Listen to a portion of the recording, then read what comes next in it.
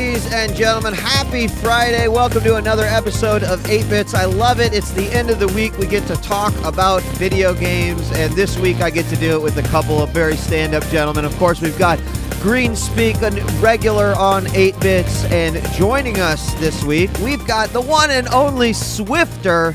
Swiftor, I'm starting with you. What's up, man? Hey. Oh, dude, it's good to be here, man. We had an awesome E3 together, and it's great that we're like reconnecting like this. I'm really honored to be here. Thanks for having me, guys. Awesome. Did you two get to meet at E3 by chance? We did not. I don't think so. Yeah. Okay. How did that not happen? I mean, I didn't even get to see Jeff either. So you know, he was all over the place. It was all you. You were the busy guy. I was running around. That's the way to do it, though. A lot too much to say. Too much. I saw a lot of games. Yeah, I'm really happy. I just realized that apparently I was so excited yesterday when I was getting all the graphics ready for the show that I put yesterday's date on today's show. So it says that this is the 6/19 episode, but in reality, it's 6/20. I know someone out there is probably going to be as annoyed about it as I am. So, you know, let's just put it out there. Hello, welcome to another episode of 8-Bits. Here we talk about video games, usually about what we're playing and then some of the hot news that week. And like I mentioned, we got Swiftor. I mean, I'm just going to come right out and say it. Like we got to connect on this epic level at E3, and that was because we are both Ultima Online fans to like the 50th degree, and that to me was like one of the shining moments of E3 for me. It helped me just regain like all these memories of all the good times in Ultima Online. It was such an addiction. For Father's Day, me and my family hung out. It was just like the entire time talking about how me and you shared our stories. I shared your awesome. I don't want to ruin any stories if you share them later, but they were just like, "What? We didn't do that. We should have done that." But good times. It was. And then we got to, and we showed the picture on 8-Bit, so a lot of people already got to see this, but we got to meet Richard Garriott, who's working like 20 feet away from us the whole weekend, basically. That was awesome. Insane. And the guy, for those, he basically lives in a castle. Like he has his Ultima money, and he's on some like mountaintop in California in a castle or mansion or something. It's absolutely insane. He was on Lifestyles and the Rich and Famous, if I'm not mistaken. I watched that episode. That was an awesome episode. Jeff, I think he has a retractable roof, doesn't he? I think so. Probably. So he could like look at the moon where he wants to go. let the dragons in, sure. So moonstones work, yes. Jeff, you have been around for a while. Have you ever met Richard before? Like, I have met him a couple times. I met him when he was pitching. What was the game? Tabula Rasa. Oh, right. So there was that one. And I met him back in the Ultima days a long time ago. But actually, I was back when he was part of Origin. I actually got physically banned from the office. Physically banned? in Texas, because way back in the days of the magazine I was on, Computer Gaming World, I had written an open letter to Lord British, and I wrote it in this kind of like, bogus like Elizabethan talk like they sort of did in the Ultima games. So I sort of used his language, and I wrote this sort of. It was really harsh. I basically wrote an open letter to him trashing Ultima 9. Oh man! For being so buggy. And deservedly so, though. That game was like impossible to play. It was so bad, and the bugs are what made Ultima Online amazing, though, Jeff. Well, that's true. That is true. This was a single player. Yeah, game. Ultima 9 was single player. You try to play it. My graphics card had all these weird issues. Right, I couldn't play the game. It was just right. It was terrible. And the thing that pissed me off and made me write the article was that there was like this was back when you had the big game boxes and there was like neat stuff in the box. Right. And there was like a certificate on like parchment paper from Lord British, to the fans, like saying like how awesome this game is and how lucky we are to play it. And I was just like, fuck you. Well, I didn't say fuck you, but that's what I was thinking. But so I wrote back that, and it was in the magazine, and I got are we still on? Am I good? Yeah. Okay, sorry. I broke up for a second. It was a weird freeze. Yeah. Okay. So I got an email from the head of PR at the time at Origin saying, "You're not allowed in this office anymore. Like you're physically banned. if your magazine is going to come and do a story, like, you don't get to go. Would that fly today? Do you think like a journalist would still get banned, like from an office, a gaming studio, because of like a bad review or something? Like, what do you guys think? I feel like that's like it's a bad move instead of just like being open and replying to it, you know? I think so, but and remember, this was like pre-social media too, right? This was even, honestly, this was so long ago. This was like pre-gaming websites. It was like all print. So there was really nowhere to go to like plead my case or make fun of them for banning me. It was just like a behind-the-scenes fuck you from them to me. Anyway, I don't know if that could happen in this state. You know, I mean, we've had people sort of crucified for reviews that have had, you know, an effect on their career, in some cases positive, in other cases, you know, negative. But yeah, I don't know. And this, I think exactly what you said, Jeff. Like, imagine if this happened today and then Jeff Green went to Reddit, was like, Lord British banned me from his office. You know, you'd get that clickbait going, and then it just all I would have to do is, you know, is just publish that email. I could just take a screenshot of it, stick it on Reddit, and they look like assholes, you know? Do you still have that email? Just out of curiosity, do you like still have it somewhere, like archives? That'd be so. I mean, I wouldn't want to publish it or anything like that, but it's just cool that you'd like have it, like that legacy of like being banished from like Britannia that's in real a great life. Question. If I have it, it's like on a floppy disk somewhere, so I'd have to find something that could read a floppy. Oh, that's cool. But yeah. Anyway, so I did meet him more than once, and he's a super nice guy. Super nice guy. Yeah. He definitely has, you know, he to me is a guy who innovated something in gaming that hasn't ever truly been duplicated. So like he could go out and probably kick a bunch of puppies, and I'd be like, yeah, but he made Ultima Online. I mean, you know, it's so in me, it's hard for him to. And he made all the original Ultimas. I mean, you know, Ultima 4, you know, that one became like a standard for RPGs for decades. You know, so many developers after that were influenced by him. I mean, if you look at like a family tree starting from Ultima of the games that came out of those originals, I mean, it would be endless. There'd be tons. So, you know, he really is, you know, kind of like a Hall of Fame, you know, in the top, 3, 5 of all time. You know, probably. Definitely. I mean, I've given him my share of shit in public, especially because these last games, like Tabula Rasa, and even the new ones, there's something about his pitch when he talks, or something about his delivery that's like, so I think we talked about this once before, he's kind of got like the snake oil salesman sort of thing, you know? Yeah. Sort of say, like, if this was the Wild West, he'd be at the back of the stagecoach, you know? Like, I got a whole bunch of medicine here. This one here is going to cure your. Never been a baldness cure like this one, because it's sort of how he, you know. Well, most RPGs are you know, they don't let you do anything in my RPG. You do everything, right? I mean, so it's funny you say that, because while we were at E3 and when we met Richard Garriott, they were like, "Hey, if you put your name on this piece of paper right here, we'll just let you into Shroud of the Avatar." Yes. So Swiftor we both look at each other like, okay, hand me the clipboard and get. So we just got notification that there's a new release that's coming out, and they're going to do it next week. So I'm hoping that Swiftor and I are going to get in on that and play a little bit. I wonder if my expectations are too high, though. I'm expecting to bring back some, not all of it. I mean, just like the feeling of Ultima Online, just that Wild West in online my gaming. Expectations are so high, Swiftor, and so we must, you know, like, I'm going in expecting this to be Ultima, and everything that is not there that should be there, I will just bitch about incessantly, but it will be fun. Is he saying it's going to be Wild West like? Is he claiming it's going to be sort of like that again, or no?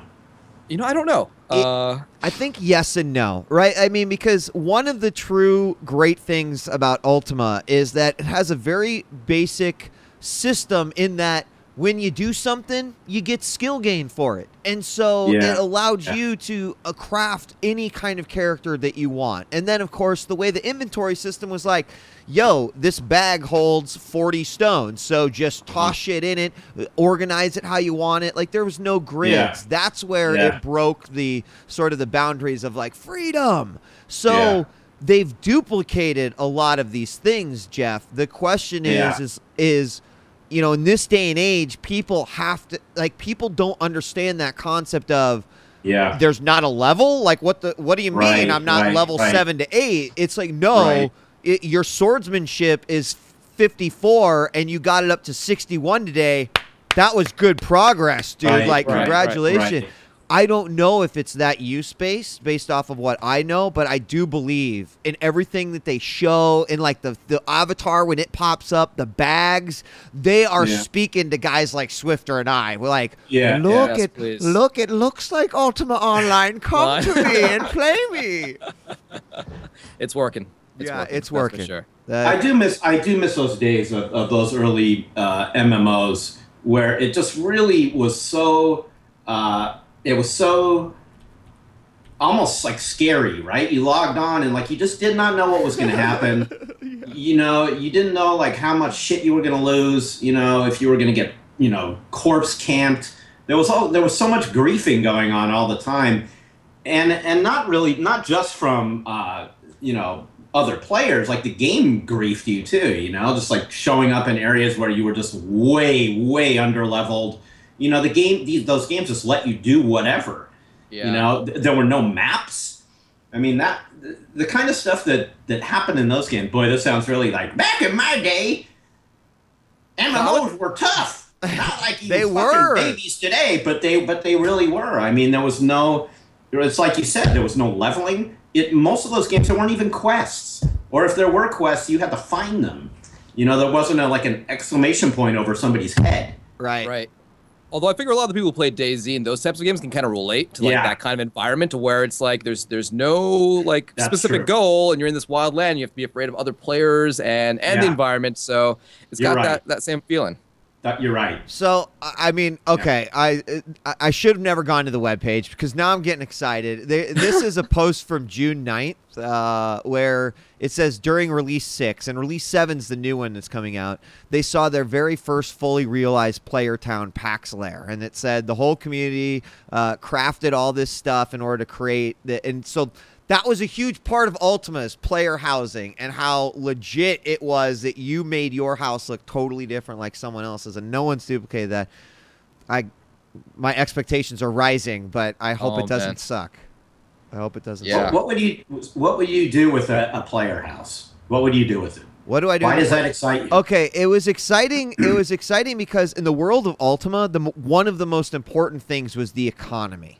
And everything was player driven. Like, you didn't go to necessarily an auction house and just like search for that one weapon you wanted. You knew about the weapons vendors that sold reliable, good weapons, and you went to them all the time. So it was as real as creating your own business. Like, I was a GM blacksmith. I went out to other cities. I marketed my shop. I gave out free marks to my shop for people. You know, I would like litter them next to the bank, and I would want people to come and buy my wares because I was making mad bank. And then you know what I did with that? I'd buy a keep, and then I'd outfit it and make it look badass. And then people would walk by that keep, Jeff, and they'd be like, that guy's a badass. That dude's baller. That guy's baller.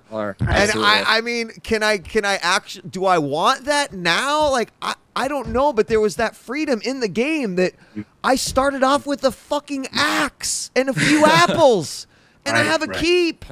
That's amazing. I want that again. I want it again. Of course, you don't want to know about the amount of hours that went into me getting that keep. Well, right. I mean, it's funny, that game was out at the time, but I could not get over the hump with that one. My thing back then was EverQuest, but Ultima Online, I remember that, like, it was a hard game. It was hard, and at that time, I think I was playing other things, and I didn't have the patience, and I just remember, like, going outside with that axe and, like, getting murdered by, like, a sheep, you know, because you were so low level. You know, and you would go after, like, right? I'm not even exaggerating. No, it's like, true. You'd be like sheep right outside the door, and they'd fucking kill you. It's a tough world out there. It's tough world. It's tough for me. I didn't have what it takes, like you guys. You know, if it actually turns out to have the freedom, it'll be one of those things where it's like, do you have the gaming chops? Like, you play Dark Souls, right? You've got a set of balls. Like, play a real man's game where it's like you start with nothing. It's there like you go. Figure That's out the the marketing game. right there. Yeah. The Dark You're Souls, the multiplayer, like massively multiplayer Dark Souls. They just marketed it like that. That could work. That could pull in the players that they're looking for. That's exactly what it is. That's what it was. It was that. Yeah. So all right, we've talked enough about you. Maybe we'll drop a few more stories in there. Let's talk about maybe what's Now's playing. I don't know who wants to start today. I've just gotten back into Hearthstone a bit the past couple of days. I've been away on away 3 months, and I've got a lot of cards. I'm trying to get back into it. I'm not sure, like in Hearthstone, the way people play is always changing the meta, and I got back in there and I got my ass kicked, but I'm back. I feel like I'm in it. And Jeff was talking about like playing late last night, right? I played till 2 in the morning. I gotta cut it out. That game is like, to me, it's a lot like, it's like being at a casino or something, there's just that, like when you're on a losing streak or winning streak, like, I can't stop either way. When I'm losing, I'm talking about ranked play in particular. When I'm losing and I start going down, it's like, fuck no, I'm not going to bed. I am not going to bed down 2 levels. I'm not going to bed at level 18. Fuck that. So I try to get back up, and then once I start winning, I'm like, okay, I'm on a roll now. I can't go to bed now because I could get this far ahead. And then eventually, it's like every gambling table. Eventually, the odds are going to catch up with you, and you're just going to lose. So you actually just have to know when to stop. Unless you're awesome, and I'm not. Do you build your own decks? I just go to yeah. Oh, that's great, man. I'm so cheap. I'll just go to what is it, Hearthstone, and I'll look like what's the best deck out right now, and I'll just build it and I'll read about how to use it, and I'll do okay sometimes. But people who are watching me live, they're like, you made a mistake there and there. And that's rough, good. I feel like I learned from it. Yeah, that's true. It is. I mean, it's really interesting, this game, you guys, because when you look at it in terms of complexity and you compare it with other games, a lot of people, of course, will immediately go to Magic the Gathering, but you could go so far as to say, look at something like SoulForge, which is a digital trading card game as well, Hex, which is coming out.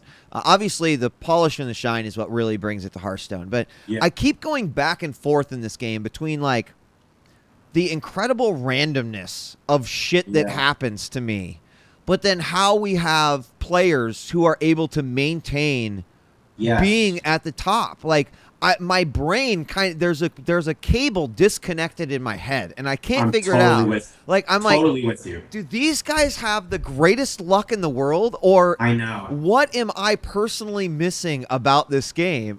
And I know it's intricacies. When do you use this 1 mana extra, or when do you what do you pull as your initial cards? But I find that fascinating about the game. I do too. Yeah, and I am so with you. And there's got to be good answers to that, right? The top players probably would have an answer to that question, right? Because that's how I feel too. It's I don't know how many hours I put in now. I mean, it's got to be in the hundreds, right? And I'm okay. I'm not great.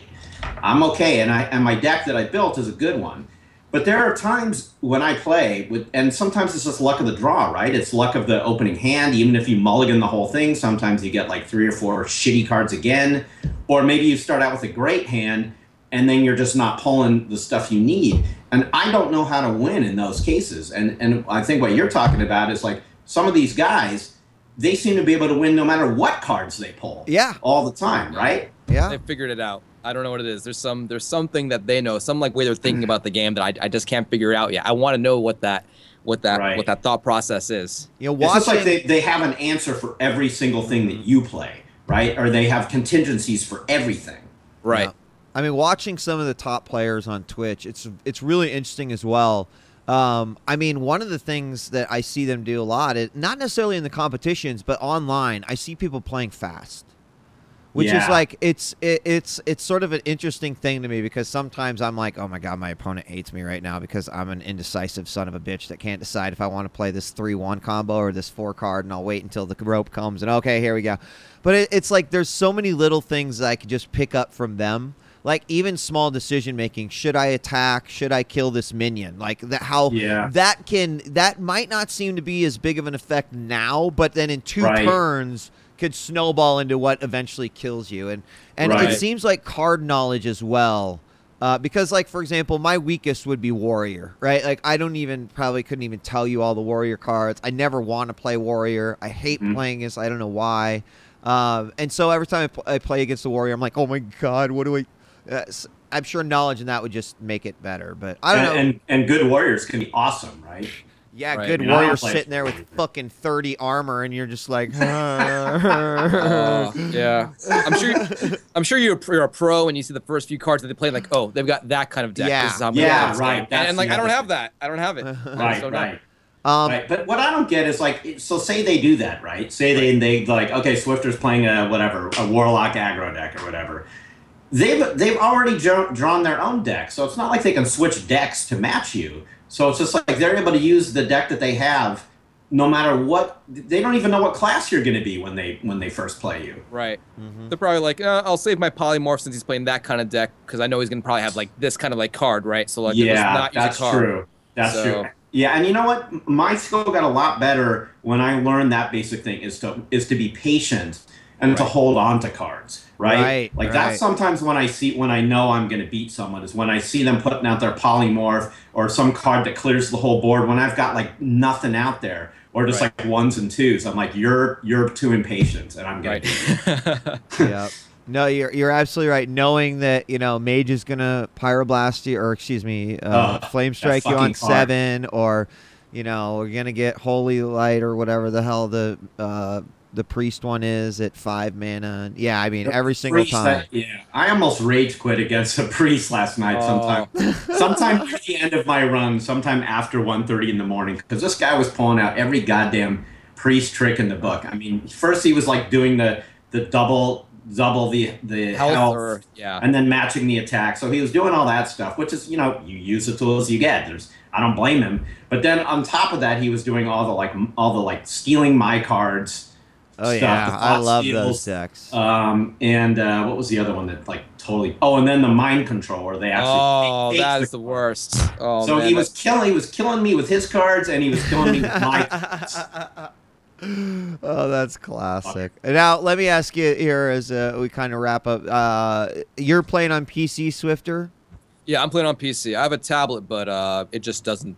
It's too old. It like lags. I can't. It's unplayable on mine. I've actually been. I said after playing on my iPad that I wouldn't play on my PC again, but I found myself a few times opening it up. Because God, the frame rate is so gorgeous on the PC in comparison. Yep. But the question I want to ask you guys is: are you excited at all for the upcoming Curse of Naxxramas that is coming out? Yes. I just want new content. I just want to see, like, you know, where it takes the game. So anything that freshens things up or gives me a potential to kind of like start over and get an edge over other players by like getting into it. Like I'm looking forward to that. Yeah, me too, of course. There was I remember reading about some mage card that's coming up that totally pissed me off in advance. I was like already rage quitting. just looking at the description of the card. It's kind of based on Death Rattle a lot. There's a lot of Death Rattle related cards that are being added. It's such a great game. It's amazing how good this game is. Well, I'm really curious to see how this changes things, right? A single-player adventure. They keep saying summer. I just have a feeling it's just going to be like, hey, guys, here it is. It's just in the game. You can buy it now. I think that's what's going to happen. I mean, right, like, the structure of this is as such that when they update the Hearthstone client, everyone's just going to have this already in the client because people are going to be having these cards and playing. And I assume you're going to just be able to buy your access into the, they've said there's like different dungeons that you will go through. And then every dungeon I'm assuming you'll pay to enter, you get X cards or whatever, and you just have to beat all of the, so it's totally single player, whatnot. But I would imagine that, they're just going to turn it on. Be like, happy to. How are you guys at Arena? Terrible. Early on, I felt like I was okay. I actually like completely finished a couple of arenas, and that was really cool. But now it's like I'll be lucky if I get more wins than losses. It's like I don't know what's going on. I don't know what I'm doing wrong. It's like I feel like I got a good deck going on here, and then I just get clobbered. It's really hard to make gimmick decks. When I say gimmick, like usually that has a negative connotation, but I mean like anything that's typically mechanically used in Constructed seems really hard, right? Because you might get those cards up front that sets you up for your mechanic, but then you don't get shit at the end. Yep. And so I kind of feel like there is strats, and there's some good articles about it, you know, like things to think about, trying to peek out your 2-3 manas and you know, going for lots of minions and really only picking spell cards that are specific to you know, removal or survivability, etc. So I feel like as I've gone that way, I've had more success, but I'm starting to think, is that as fun? I still have fun as hell in Arena. I love Arena. But I love Arena. I mean, at the very least, you get more cards, even if you suck, right? I mean, I'd rather just play Arena than just buy cards. Yeah. I mean, buying cards is kind of boring, but earning them is fun. You know, yesterday it wasn't Arena, but for the first time ever, I got beat by a Murloc deck. oh. Really? Yeah. I'd never seen one work ever. Sometimes you just don't see him coming, and then you're like, oh no, God. Yeah, he pulled all of a sudden there was just like a whole fucking army of Murlocs, all buffed. I mean, it was almost like, I can't be mad. Like, bravo. I've never seen one work. So like, what are the obvious theme decks? There's like the Murlocs. There's like a pirate deck. What else is there that's like super like obvious, like Blizzard's kind of like built into the deck? That's not something you have to like, you know, kind of invent yourself. I mean, I guess maybe that was it. The beast deck. Yes, right. Yeah. But I think aside I've never from that, seen anyone play a pirate deck, like a full. I mean, I see pirate so many deck. pirate cards, and they seem to go well together. I mean, maybe I'll try that out. I'll probably get destroyed, but I mean, it might be something I'll try. Like, I think they're all based around warrior. I'm not sure anyone's made a non-warrior pirate deck, but there's a couple of new cards that are in the upcoming single player thing that will kind of enhance. I think you know, they've already got, I think they have dragon in there already. Yeah. So I mean, I think they're adding a couple categories and then adding to a few, like maybe a demon, different things like that. So that'll be cool. I can't wait to see what they do with the game. Yeah. All right, so I wanted to put Destiny on my list, you guys, and I downloaded it, and then I was like, then I saw that it ended on Sunday. I still didn't get a chance to play. Then I saw, it got extended. I'm sweet. Right. Oh shit, it did? So I loaded it up, but it must have only got extended for a very short amount of time. It was like 12 hours or something. Yeah, it wasn't like a day or 3 days. I never got to play it. I've got 6 gigs of Destiny data sitting on my PS4 over here, and I'm so very sad. But I saw that you played it on your stream, Swiftor, and I mean, JP gave us a few opinions, but I'd love to hear what you thought about it. I just thought it was fun. It seemed like more of a game that was fun to play than to watch. Like, you'd get to points, like, I love the character development, you're finding loot, and it just had all those fun things that you'd find, you know, in like Borderlands, and it had like the Halo game mechanics. So like, it felt like it all came together well. But when it came to like playing on either harder difficulties or if you played the that last level, the PSN Plus exclusive one, the raid on, it was a difficult mission, and basically a boss battle would take like 45 minutes. You'd be sitting there behind cover, peeking out, doing a little damage, and it took forever. And I know some of my viewers maybe here that are watching now, they're like, "Oh my god, play a different game. This is taking forever. You're just doing the same thing over and over again." I was enjoying it. For me, it was exciting. Like, don't die, kill this guy. But I imagine for someone watching, it was just like, all right, do something else. Well, I mean, I wanted to ask you a question to that, Swiftor, because a lot of people were saying like, "Hey, this is," even JP said, it's kind of like an MMO. It's just sort of a shooter, you know, and. Is that, you know, I personally am not a big fan of watching MMOs on Twitch, even though there's a lot of people that really enjoy that because they pick up new things. They like to see the content they don't have access to. Did you get that feeling? Is that what it sort of feels like? Is sort of an MMO trapped in a shooter's body? Absolutely. And it felt right. I feel like they got it right. There are games that didn't really get it right. Like, what is it? Maybe Planet Side. I just could not get into either the first or second one.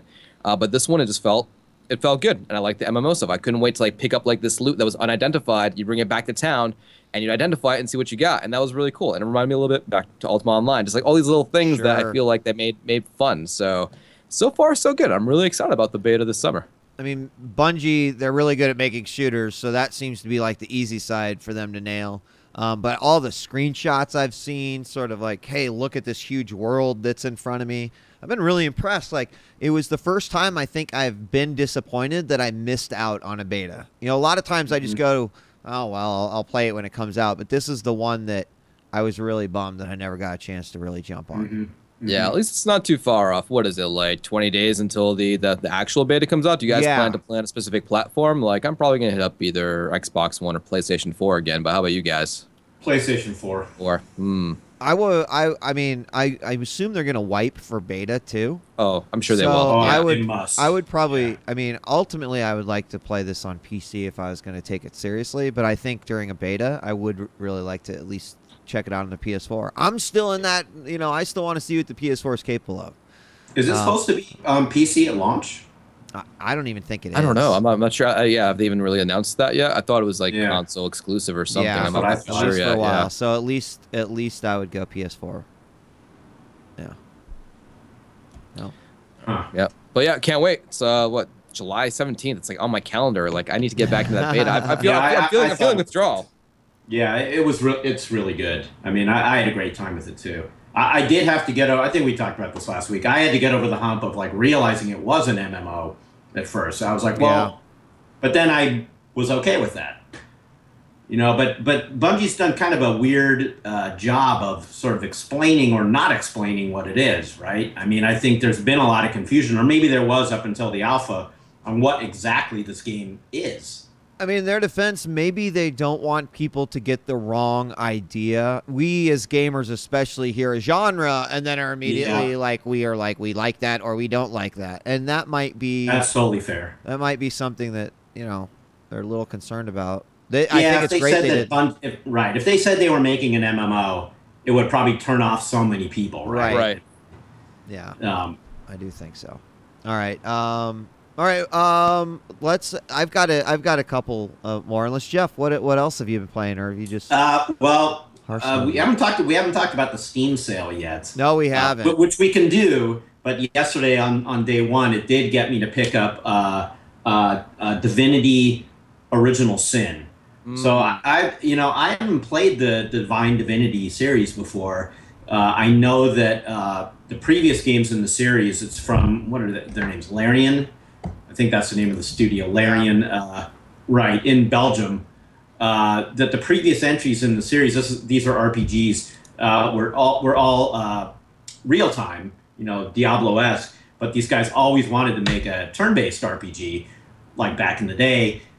So this new game in the series was kickstarted. It was fully funded, I think, a couple years ago now, and because they did it on their own with the Kickstarter, they were able to make the game they wanted to make, which is turn-based RPG.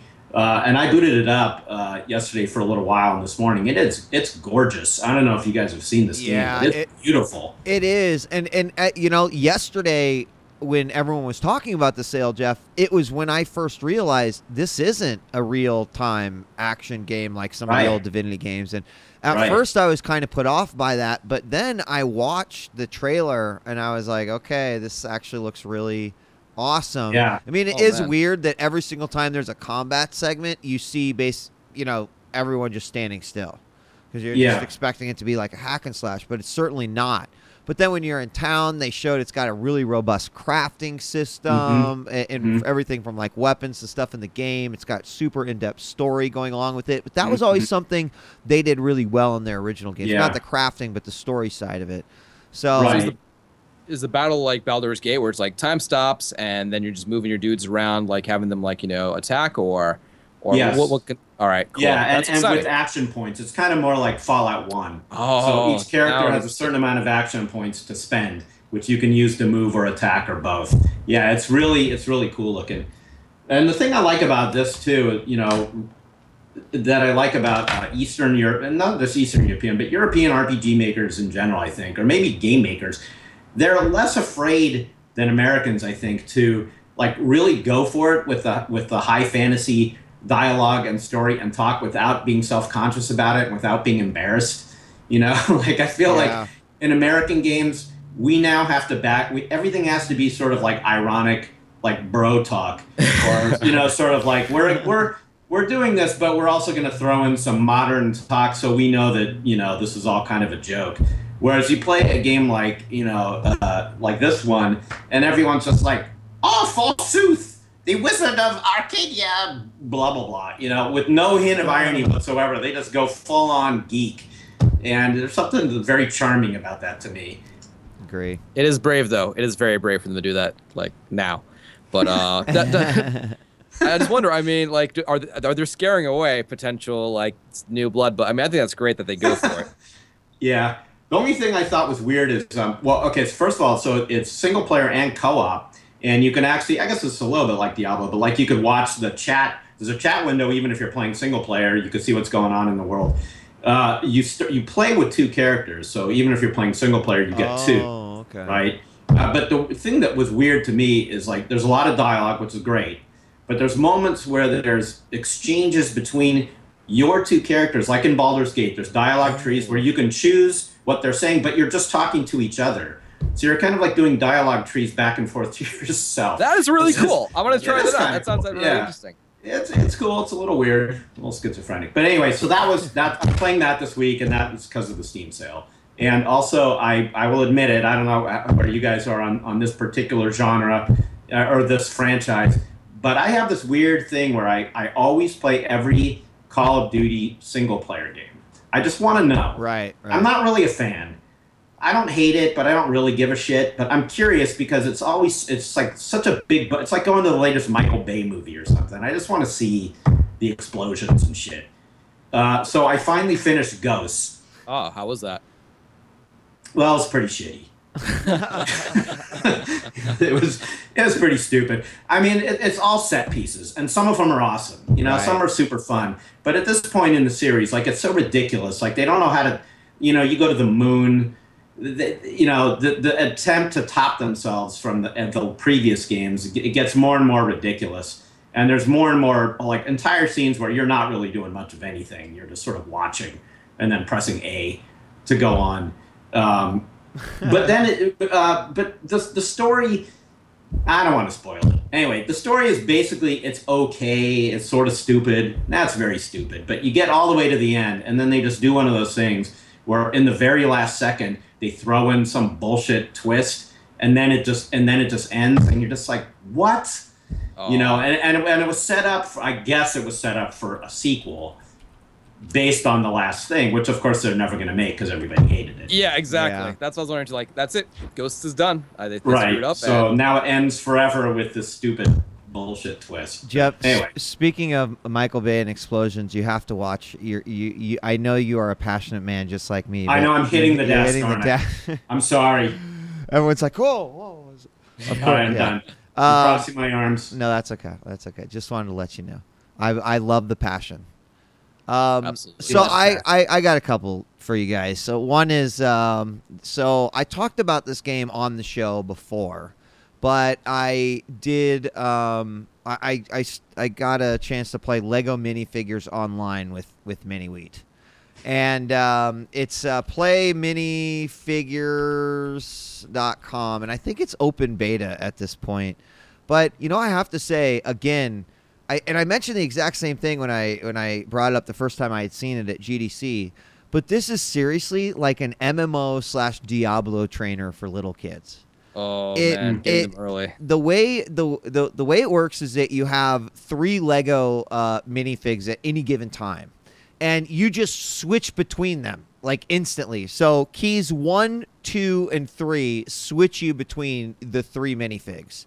And you can change these out at any time. So you just what you do is you end up creating your own combos with the minifigs. So for example, I was using the Tomahawk minifig with the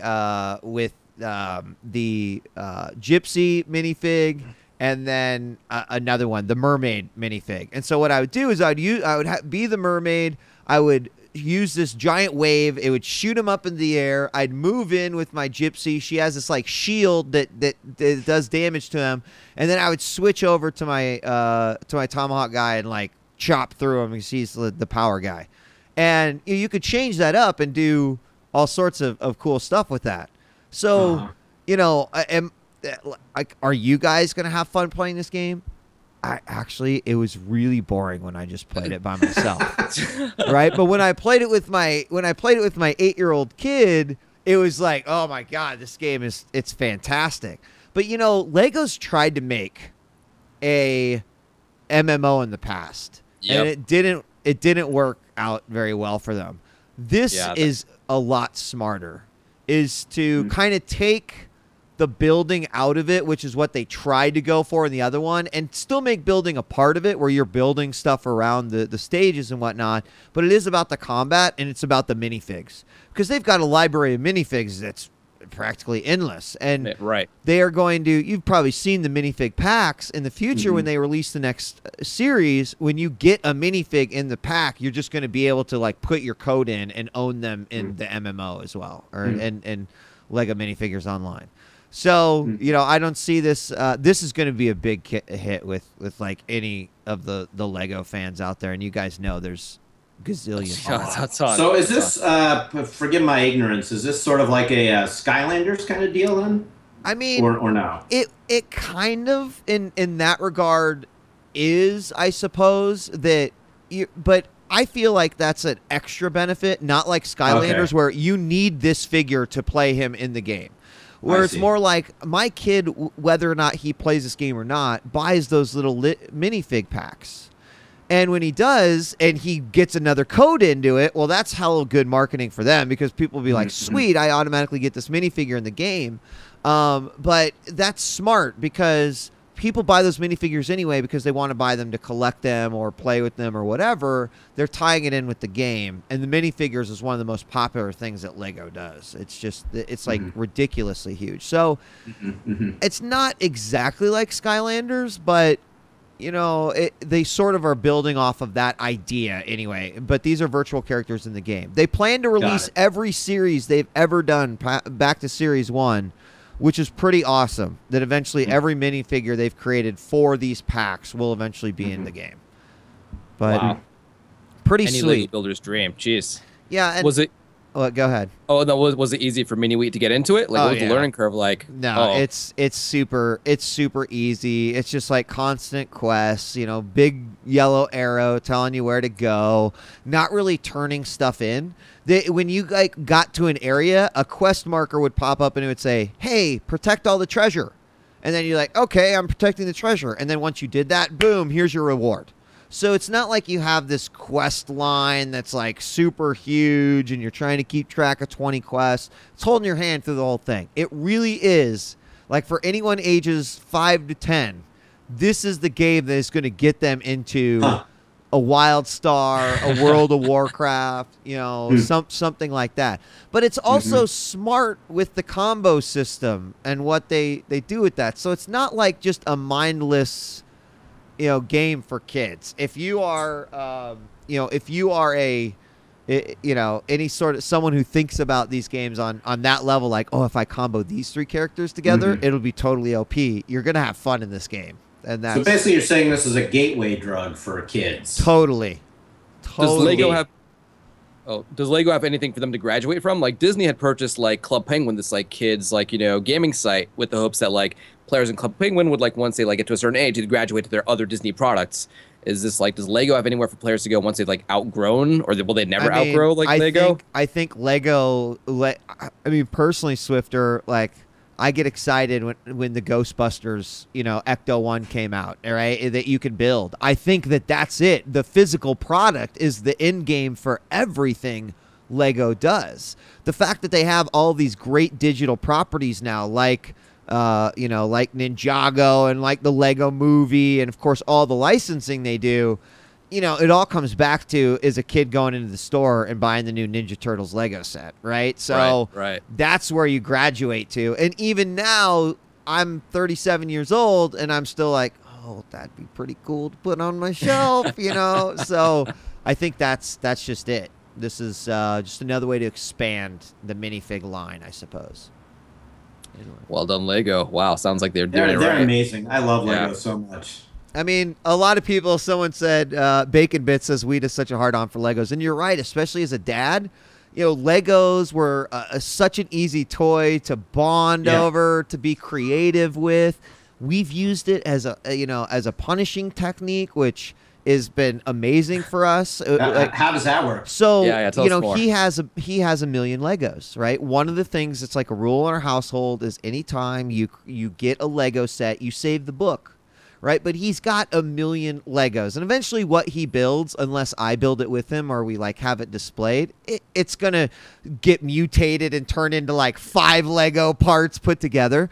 So, as like we teach patience and sometimes at least positive punishment, where it's like, Mini-Wheat, not very happy about what you did here. You need to go to your room. Here, I've chosen this book for you. I need you to build me this, and when it's over, then your punishment is done, right? So it kind of sucks for him because he's like, oh, I got to find all these pieces, and it's not like, I told this story recently, it's not like we're getting, hey, make Jabba's palace, right? 1,000 pieces, go nuts. It's like a 100-piece thing, but to me, like, I mean, being punished by playing with Lego. Yeah. That seems like a pretty easy. I thought you were gonna like say you like walled him in with his Legos or something.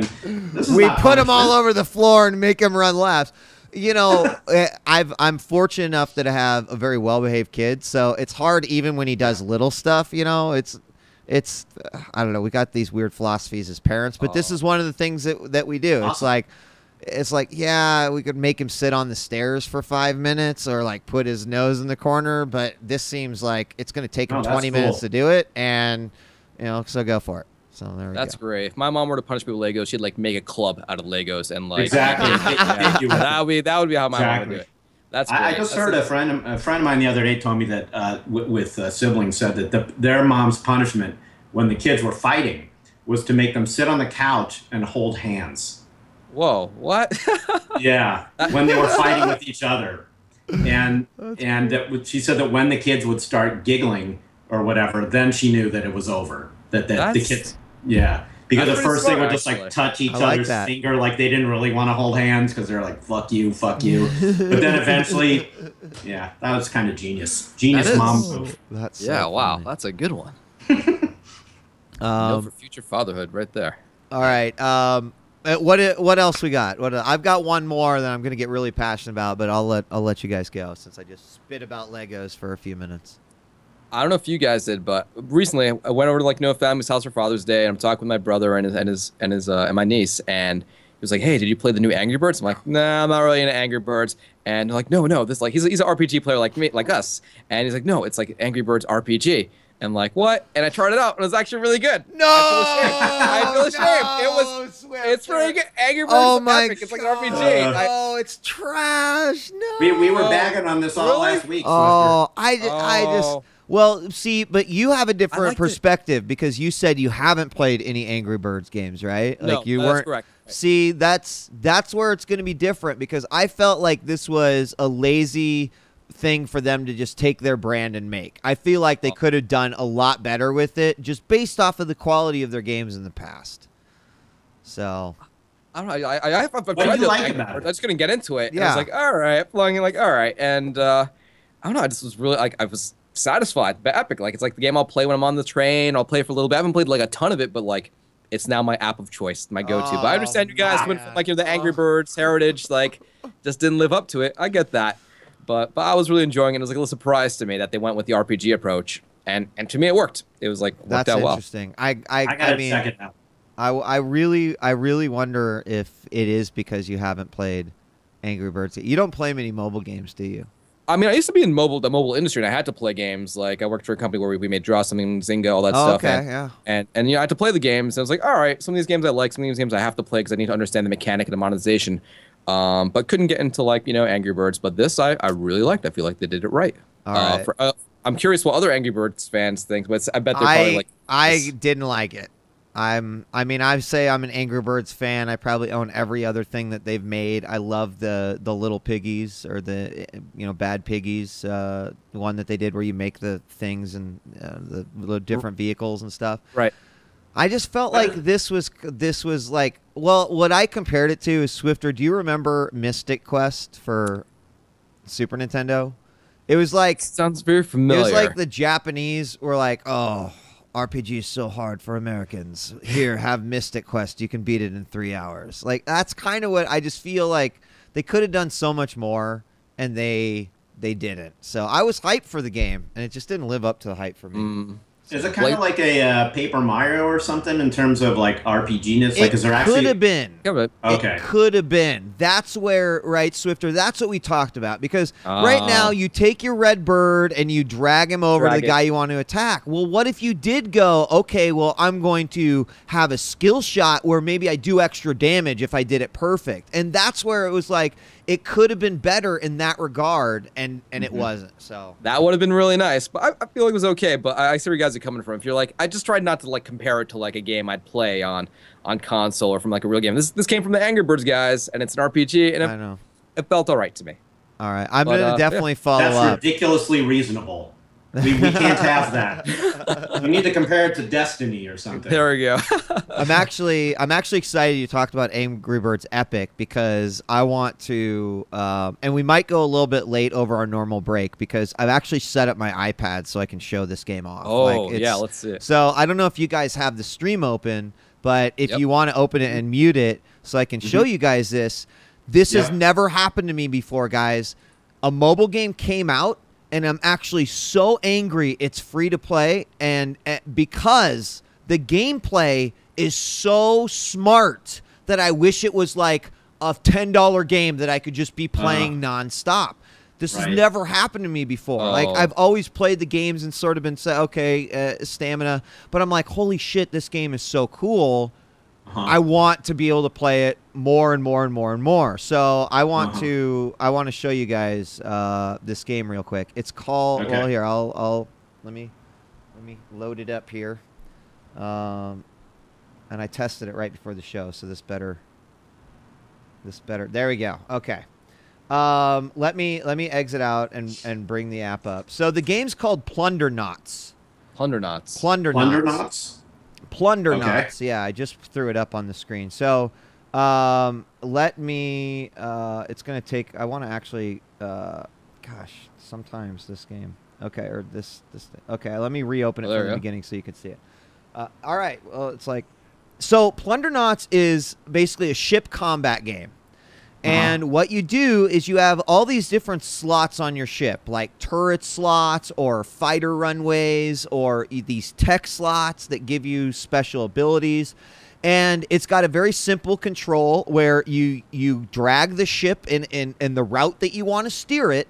And then as your guns come in range of the ships, you tap on the ships to kill them. But it has like a super extensive loot system where each of the turrets, like they have everything from common turrets to ultra rare turrets that are like orange, just like a Diablo-esque type thing.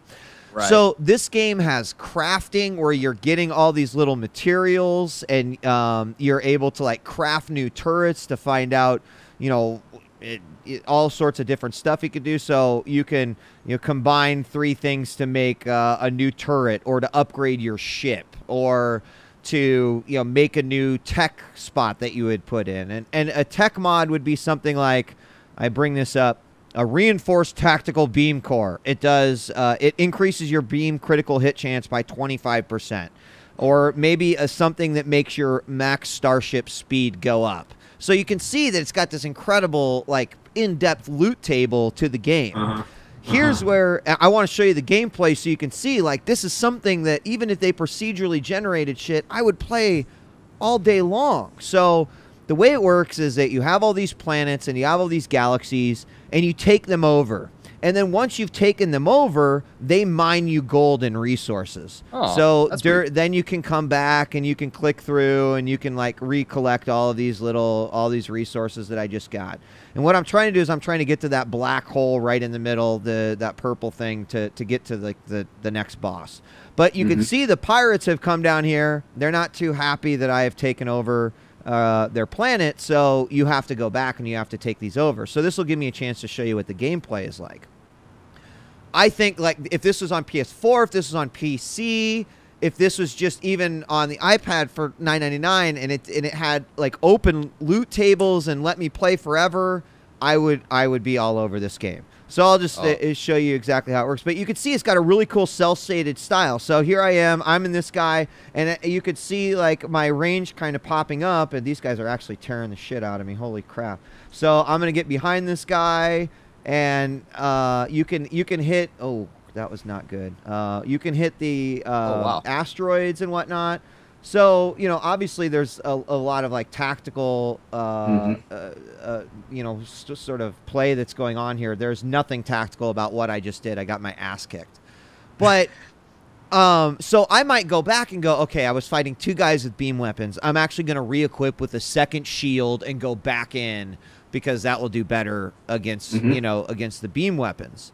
And, you know, so you're constantly put up against different things like this. But I haven't really played a game like this where you have sort of, you know, the outfits of your ships, and I should show you here what eventually you build up to, because this is where I would play this game for hours if I knew I was going to eventually get these ships. But some of these ships cost, you know, 25,000 antimatter, which would cost you $100 in the game to get, right? Okay. So what you see here are all the different ships that you would get. You could see the reds are the turrets, the greens are the little fighters that come out, and then you've got tech and crew, and you can go up and you can, you know, buy these ships and outfit them how you like. But so are you starting to see where I don't like that this is a free-to-play game, but this would be so much fun if I was like unlocking these ships through objectives, and I would easily pay $10 for something like this just to have that gameplay over and over.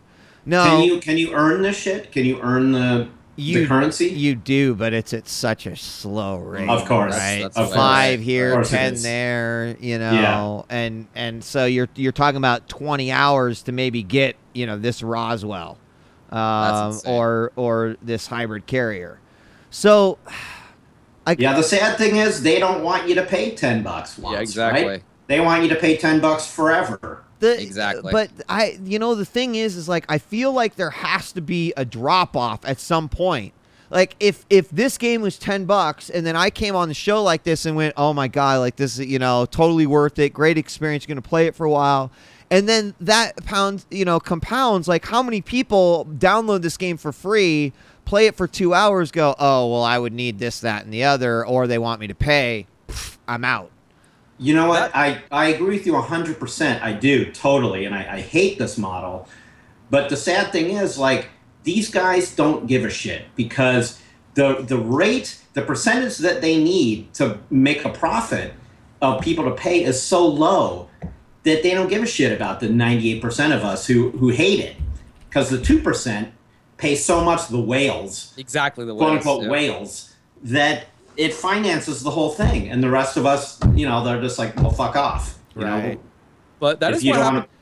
Go ahead. No, I'm done. Sorry, but that is what happened to Plants vs Zombies too. They released that, and it was like, you know, free to play, and just no one was purchasing, and it was a free to play game, and they just went back and completely redid the game to like just model it so that it was like a lot more gentle. And so I'd be curious to see where this game is ranked on like the top grossing games list. Are people actually playing this game? This one just came out, so you won't know. But my guess is no, right? I mean, it's cool enough that probably people will download it and play it, but I don't know if it has what it needs to keep going. Right. Hopefully not, right? If they see that the revenue's not coming in, they'll make some changes, or it'd be cool if they changed to a pay model or like a one-time fee model, but I guess that's unlikely. But maybe you'll see another developer see this model and just make that like that one-time fee game. Well, who knows? I wouldn't mind. I hope someone, I mean, honestly, I hope that someone just goes, oh, this is kind of like a cool gameplay idea, right? Like that's the positive thing I take away from it. Like, you know, the whole concept of it's every time you fight a ship, you get a chance that drops different turrets, and then you're upgrading your ship. And I mean, it's really hard to convey. You kind of have to sit down and play with it for an hour. But you know, hopefully you can see if this was an open world and it was just like collecting loot and trying to get better, like, that'd be awesome. But what I didn't show you is that you have these 5 bars up here in the top underneath where it says level 5 in the top left-hand corner. Every time you do one of those ship battles, goodbye bar. So after 5, you're like, okay, I'm walking away from the game. Fuck. Yeah, so that's what every game does these days. I hate that shit. I wish it wasn't the case. I mean, it's too bad that we couldn't rewrite history and have like Hearthstone be one of the first, right? Because then everybody would have a good model on which to make a free-to-play game. Because there's a game, not to go divert back to that too much, but just where you actually can play forever, hundreds of hours, and have a great time and not pay. Or when you do pay, like you want to pay because you've already played so much for free that you feel like, well, shit, I'll give Blizzard $2, you know, because they're letting me do so much for free. Whereas these other games, I hate it. I could go on for the next 2 hours about not letting people play your own game. And you know, it's just so ridiculous to me. The worst one of all is when they time gate it. You know, like, well, you could make another move in 20 minutes, or you can pay $2 and play now. Because when I hit that, I'm like, fuck you, I'm going to go play something else where they actually let me play their game. Exactly. Right. For those that were asking, I do think it's available on Android as well.